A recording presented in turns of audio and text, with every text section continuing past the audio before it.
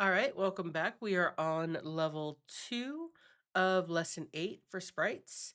This level follows a video that you may have watched with your class. If you missed the video, you can watch it in the help and tips tab of this level, which is right here. So you're going to want to watch this before you dive into actually working on this, okay? So sprites. Sprites are like containers. They can hold several properties that make it easier to manage our animations and make more complex drawings. Right now, our sprites are just gray rectangular containers. By the end of this lesson, we'll learn how to use even more properties of sprites like images. So do this. Create a new sprite variable called sprite1. Drag out a create sprite block and give it the variable name sprite1. So let's just do that. Okay, there's our variable. So we're going to bring this over here. So variable is going to be called sprite1. All right, draw your sprites on the screen.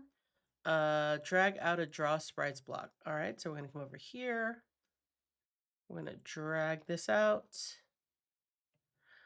And it's defined but not called into your program. Hmm.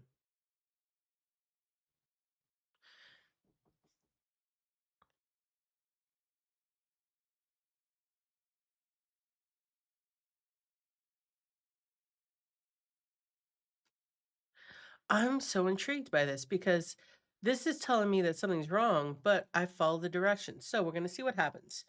Um, Run. Okay, so we have our sprite, our gray box.